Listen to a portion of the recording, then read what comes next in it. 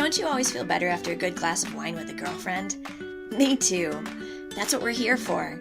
To connect, to drink wine, to feel good. Welcome to the Happy Moms Wine Club. I'm your host, Jenny Angel.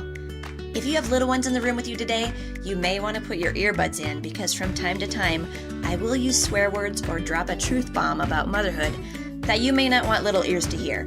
So grab your earbuds and put them in because today, I'll do both.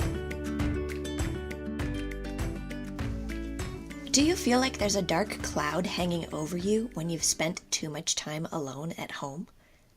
Do you love your family but feel like you just need to get out with friends and spend time with people other than your family to feel energized? Does a weekend filled with multiple offers from friends to get together sound like it's right up your alley? Then you, my friend, are most likely an extrovert. On last week's podcast, we talked about introverts and how their battery gets drained quickly by spending time in social settings. This week, we're talking about the Energizer bunnies of social settings. The people that know creative excuses to leave parties, not because they're going to go home and recharge alone like an introvert would. No, because there's another party happening and they want to make sure to hit that one too, and maybe even another one after that. If you're an introvert and you're thinking, oh, this is about extroverts, this probably won't apply to me, please keep listening. I promise it will. Not only will I share a few mom fails that happened because I'm an introvert, but I'll also share the best advice I have for being an introvert that has a kid that's an extrovert, so that both of you get your needs met. Let's start by describing an extrovert. And remember, this isn't a polarized thing. Most people have levels of both introversion and extroversion in them. If you ask some of the dancers in the fitness class I teach whether I'm an introvert or an extrovert, they'd say extrovert. Because, hello, I'm throwing super loud dance parties for a living. Those that know me well, though, know that I spend the whole rest of the day alone reading, writing, or recharging in true introvert form. So if you identify with portions of both last week's and this week's podcast, great, you know yourself well. You may even be an ambivert, which is somebody that likes to go out and be with people, and also knows that, like Cinderella, their social time has an expiration date. Ambiverts will enjoy their alone time recharging in solitude just as much as their time out on the town. An ambivert's biggest challenge is when their extroverted self makes plans for their future, and yet their introverted side kicks in and doesn't feel like executing them when it's go time. Can anyone relate? Okay, let's talk about extroverts. When my daughter turned 5, her birthday wish was to receive a princess dress, a crown, and real high-heeled shoes. Not the plastic ones from the toy aisle at Target. Real ones. I was so excited, so I told her brother, Ty, guess what? Grandma's getting Maya real heels for her birthday that'll match the dress and crown that we got her. Don't tell her, though. It's a surprise. 2 seconds later, Maya walks into the room, and Ty bounces up and down and shouts, Grandma got you heels for your birthday! That's how I found out that keeping secrets is actually torture for an extrovert, and I learned never to put my son in that position again. Another thing that's torture for an extrovert is having to be still or quiet for too long. Sometimes my son starts wiggling his head or arms at the dinner table for no reason at all. Do your kids do this? There's no music on. They just start bouncing and jiggling around. We joke with Ty about it sometimes because he's a good sport. I say to my hubby, Ty's Tourette's is kicking in again. This is actually where one of my mom fails occurs, though. When my kids were little, I'd drive to the library or to the park, and because I'm an introvert, I'd be happy with quiet in the car. I wouldn't really talk to my kids. I'd just be lost in thought about something, and before I'd know it, we'd arrived. Well, I started the habit of having really quiet car rides. Sounds lovely, right, introverts? The extroverts listening are like, I've never heard of such a thing. A quiet car ride? That sounds awful. Anyway, one day, a couple years ago, I'm driving Tyler and Maya up to Tyler's friend Charles's house to pick Charles up for a play date. We're 15 minutes from our house, almost to Charles's house, when I ask Ty a question. He doesn't respond. I ask louder, thinking he didn't hear me. He doesn't respond again. Finally, Maya says casually, he's not here. What? I shrieked. What do you mean he's not here? I cranked the rearview mirror over so that I could see directly behind me where Tyler was supposed to be sitting, and all I see is an empty seat. "Where is he?" I screamed at Maya, feeling like I was losing my mind. "I don't know, at home," she said. "He never got in." "What? Why didn't you tell me he wasn't in the car? We've been driving without him for like 15 minutes. Did I mention that I'd slammed on the brakes and we were having this screechy conversation in the middle of a side road? Thankfully, there were no cars around. All she said was, "I thought you knew." "Ugh!" I groaned in frustration. Not at her, really, but at me. "I can't believe I've been driving around this long and I didn't even realize he wasn't with us. I'm a horrible mom. He must be at home freaking out." My car was still stationary, so I texted my hubby at home. "Tell Ty I'm so sorry and that I'll be home with Charles in about 20 minutes. Oh my God, I was so embarrassed showing up at Charles's house without Tyler. Then I was even more embarrassed showing up at home and seeing Ty for the first time since I accidentally left him behind. Had I not always played the quiet game in the car, maybe I could have avoided this particular mom fail. Tyler forgave me, but he'll never forget that I totally spaced and didn't even know I'd left him at home. It landed right in the zone of what extroverts hate. Extroverts hate feeling left out. Imagine how Ty felt being left behind when the whole reason for the trip was to pick up his friend. Dope. Oh well, this is one of those moments where you remember to write to me on the Happy Moms Wine Club Facebook page and tell me that you left your kid at a grocery store or forgot to pick them up from school or something so that I don't feel like the only one who spaces out and forgets her kids. Thanks for doing that, by the way. It's nice to know we're in this together and I'm not just talking to myself here.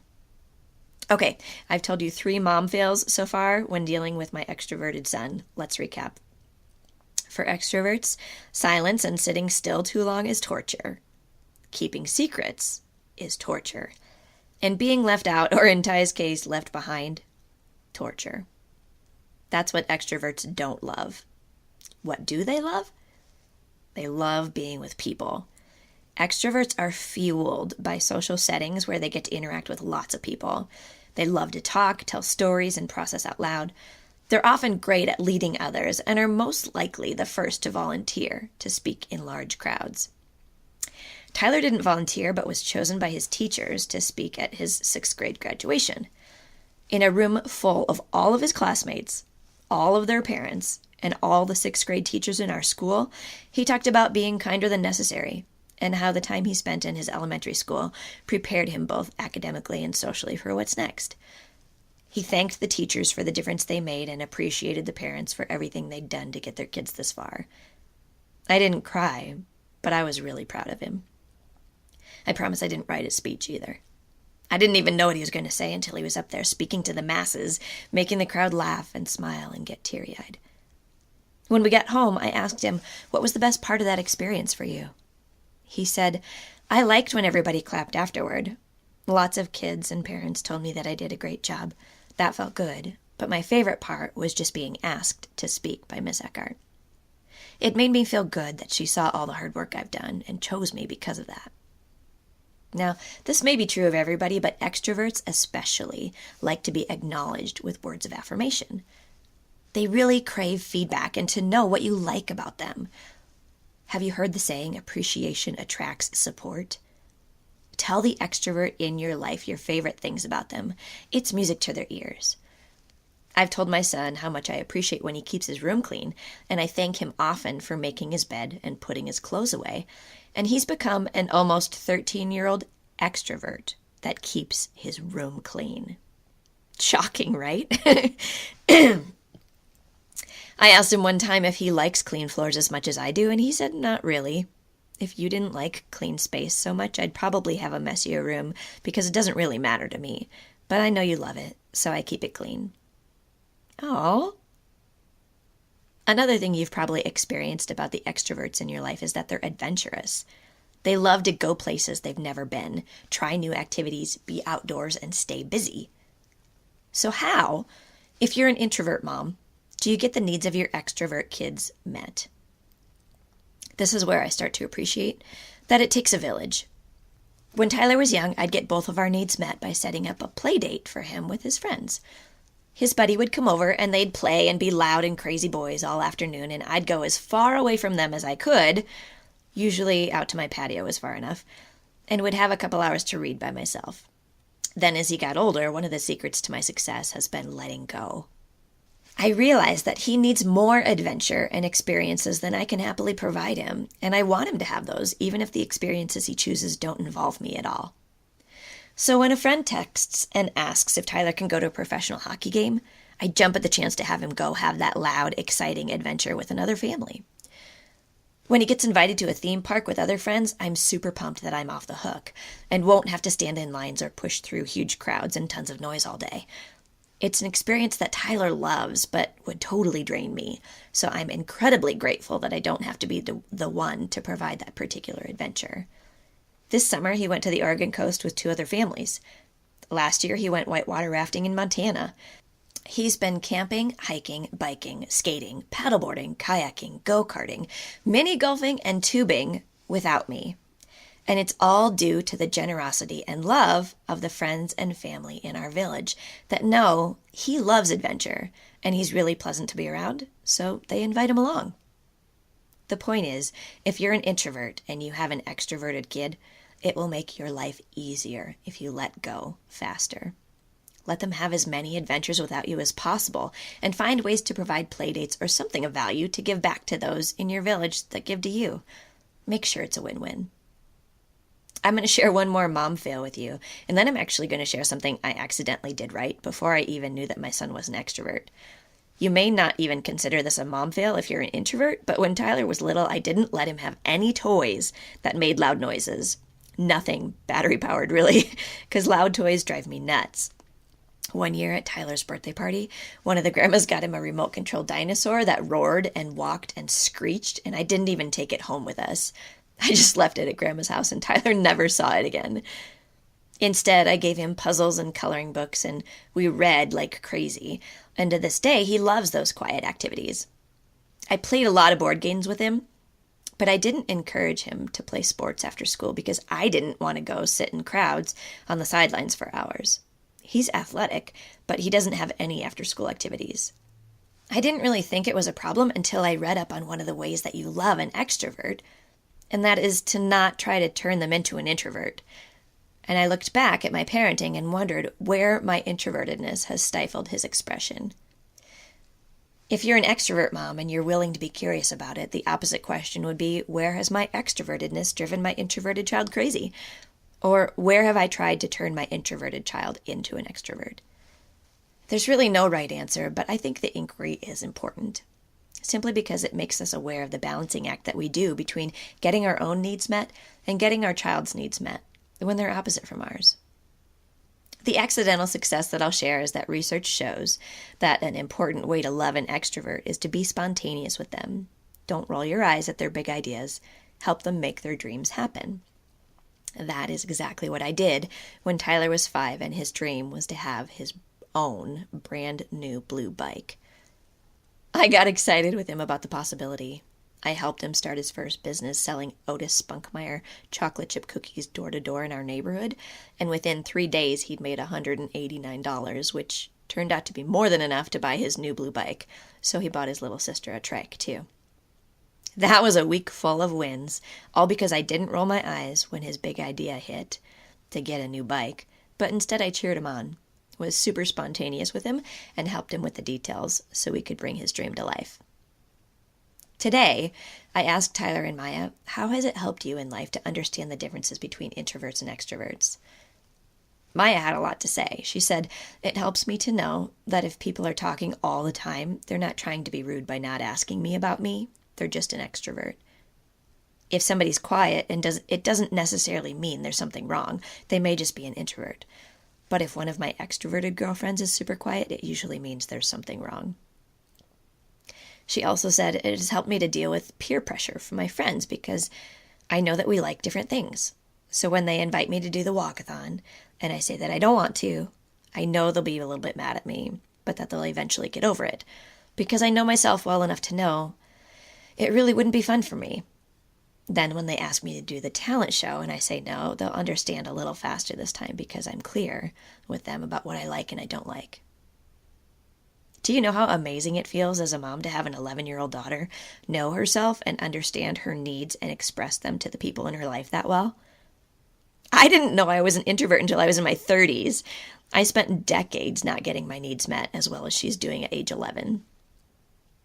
Then Tyler says, I've learned about Maya that when she's quiet, it doesn't mean that there's something wrong, and I just have to check in with her because sometimes she'll just need some space, and other times she'll want to hang out, and I won't pressure her either way or feel bad if I leave her behind and go play with friends because I know she'll do what she wants to do. Hearing that made me feel like Ty's ready for his future because odds are he'll marry an introvert and he'll be light years ahead of navigating their relationship. I'll end this podcast with a few questions that are important, but before I do, I want to invite you to leave a review in iTunes and let me know what you're loving about this podcast and tell me any topics that you'd like to hear more about. Okay, here we go. I think the most important questions you can ask yourself after listening to these two podcasts are, am I an introvert or an extrovert? And am I doing what I need to do to get my needs met? And then, are my kids introverts or extroverts? And am I supporting them in ways that get their needs met? Or am I trying to force them to be someone they're not? Just something to think about while you have another glass of wine. If you'd like to be notified each time we release a new podcast episode so you don't miss out on any of these conversations, hit subscribe now in Apple Podcasts or wherever you get your podcasts from. I would love to hear your mom stories and connect with you on our Happy Moms Wine Club Facebook page too. Tell me what made you laugh in a certain podcast or what else you'd love to hear about. If you want to join our actual Happy Moms Wine Club and learn about how to get amazing wine delivered to your doorstep for free, go to happymomswineclub.com now. See you next week.